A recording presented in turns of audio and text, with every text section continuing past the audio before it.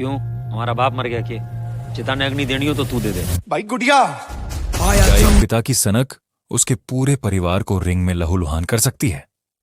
तो भाई लोगों, नेटफ्लिक्स पर आई ग्लोरी सिर्फ बॉक्सिंग की कहानी ही नहीं दिखाती है, बल्कि उस बाप की कहानी है जिसने अपने बच्चों को मेडल जीतने की मशीन समझ लिया।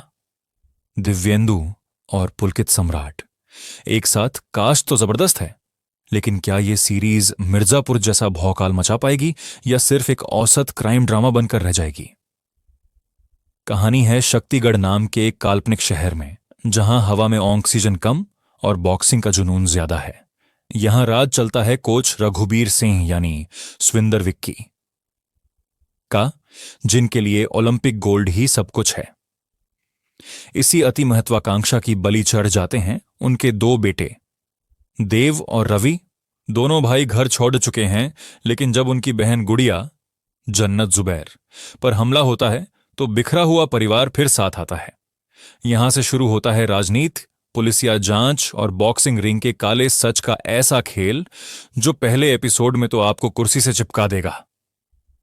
ऐसी कहानी वैसी है जैसे पहले एक बार अक्षय की मूवी ब्रदर में देखने को मिला था। अगर बात करें एक्टिंग की, तो दिव्येंदु इस सीरीज की जान है। देव के किरदार में उनकी बेचैनी और गुस्सा स्क्रीन पर साफ दिखता है। पुलकित सम्राट ने भी अच्छा साथ दिया है, लेकिन स्क्रिप्ट उन्हें ज्यादा गहराई नहीं दे पाती। लगे भी क्यों नहीं, क्योंकि दिव्येंदु ने अपना रोल ही ऐसा बना रखा है। सीरीज के पास बॉक्सिंग की गंदी राजनीति जैसा एक सॉलिड मुद्दा था, लेकिन 7 एपिसोड तक पहुंचते पहुंचते कहानी खुद ही कंफ्यूज हो जाती है। बाप बेटे के जिस टकराव पर पूरी सीरीज टिकी होनी चाहिए थी, वो सिर्फ सतही लगती है।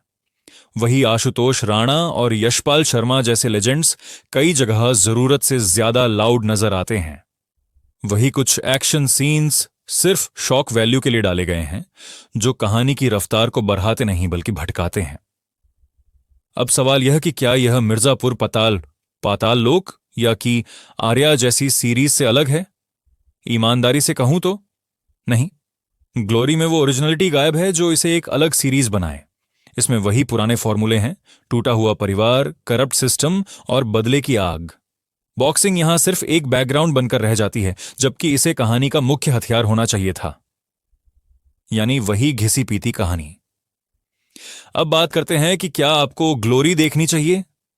अगर आप दिव्येंदु के फैन हैं और वीकेंड पर टाइम पास के लिए कुछ थ्रिलर तलाश रहे हैं, तो इसे एक बार जरूर देख सकते हैं। यह आपको 5 घंटे तक बिजी तो रखेगी, लेकिन सीरीज खत्म होते ही आप इसे भूल जाएंगे। यह एक ऐसी फिल्म की तरह है जिसमें मसाले तो सारे हैं, लेकिन स्वाद थोड़ा फीका रह गया है। अगर आपने ग्लोरी देखी तो आपको दिव्येंदु और पुलकित की जोड़ी कैसी लगी? कमेंट्स में जरूर बताएं और ऐसे ही बेबाक रिव्यूज के लिए सब्सक्राइब करें।